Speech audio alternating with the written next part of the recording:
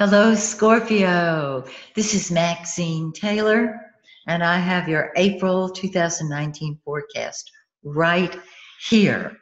Uh, very, very interesting. Very interesting. First of all, let's start over here in this beautiful fifth house with Venus, the pink planet, and Mercury, the blue planet. The fifth house is the house of fun and games and enjoyment. And so for the past few weeks, you have been having a good time, which is fabulous. I love that. Now, both Venus and Mercury are in Pisces. It's a dreamy, inspired sign. And so it's easy to lose yourself in whatever you're doing. So I hope you have had a delightful social life. Venus is what we love, what we think is beautiful. The fifth house deals with children, romance, our social life, and this can be a blessing because Venus is the lesser benefic. It brings blessings. Mercury, what we think about and talk about. So lots of communication between you and other people, whether your children, if you love your children, there they are right there. If you love to communicate with them, if they have started communicating on a whole new level, there it is. Now, on the 17th, Mercury moves from the fifth house of fun and games into your sixth house of work, health, and service. And that's what you're thinking about. That's what you're talking about. This is a terrific place to start focusing on your job, creating a new job, perhaps. And 3 days later, Venus follows Mercury and moves from beautiful Pisces into go-get-em Aries. And you are much more assertive. Your energy is much stronger, much more directly channeled in the sixth house, and you can get a great deal done on the job. So if you're looking for a new job, excuse me, this might be the time to do it. Now, the sun, the center of our life, the giver of life, has been in your sixth house, helping you as a leader on the job. And work should be very positive right now as a result of that. Now, on the 20th, the same day that Venus moves into your sixth, the sun moves into your seventh. Mercury has already moved into your sixth house. So what you'll experience is the leadership situation with you has been set up. You're where you want to be.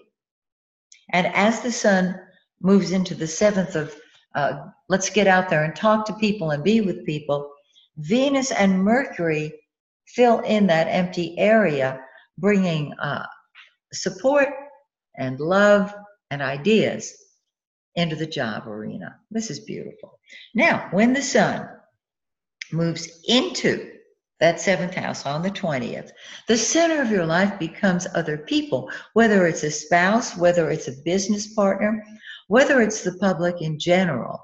Other people are the center of your life.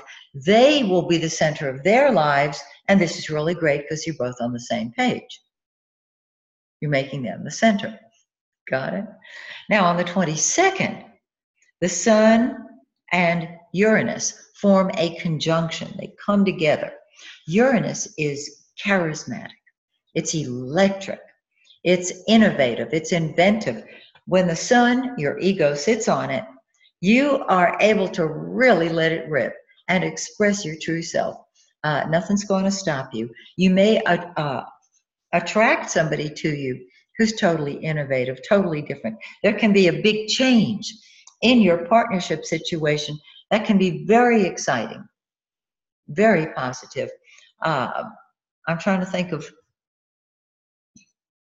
in your business dealings, you might have a new approach or find a new client who is so unique and so different.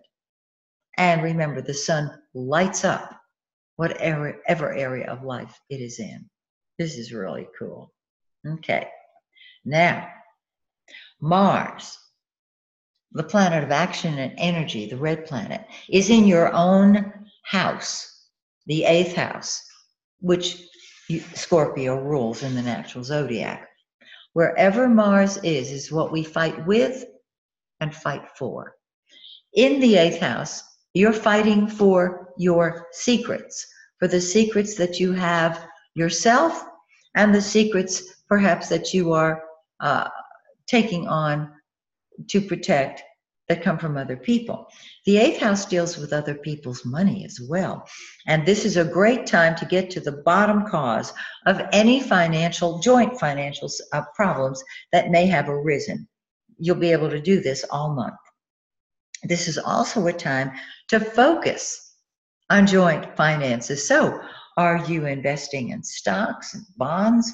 The 8th house also deals with taxes and legacies and wills. So, get to the bottom of any issues that deal with other people's money, including helping them get their act together financially. And again, whatever's in the 8th house, you're going to fight with and fight for. The 8th house deals with secrets. People will not see the passion and energy that you bring to the table.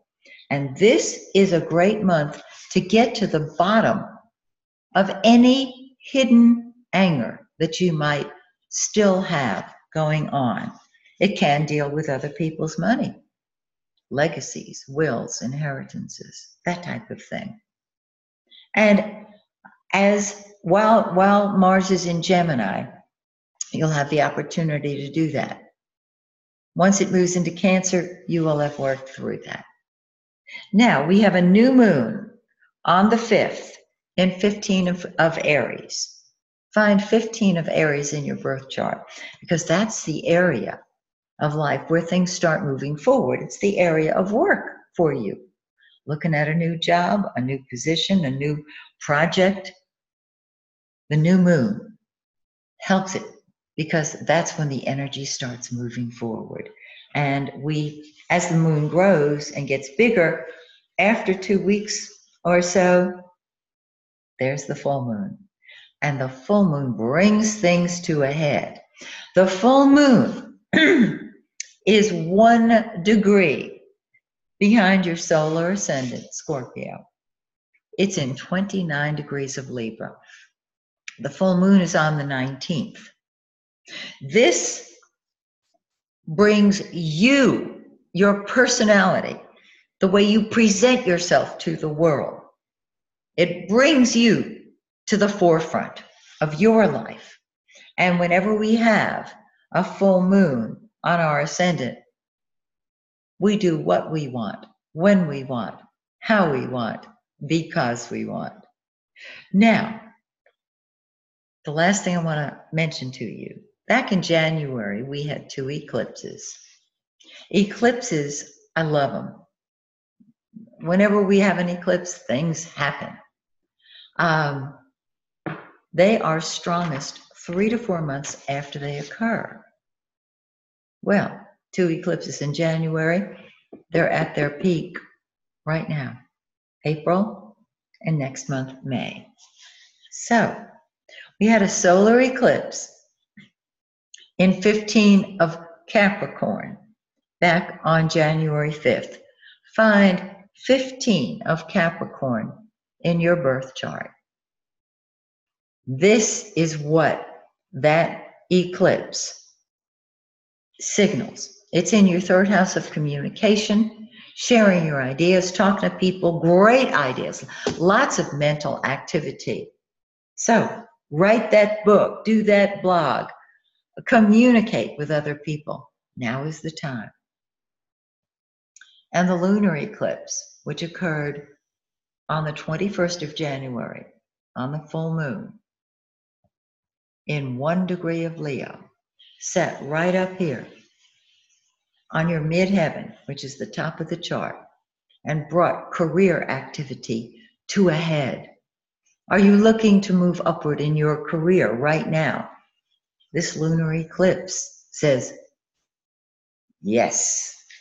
Yes. Find 1 degree of Leo in your birth chart and combine it with this lunar eclipse, because now is your time, you personally and your career.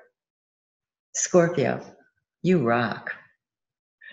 So join me next month when once again I take a look at your solar forecast. Until then, dear Scorpio, may the stars shine brightly on you and yours.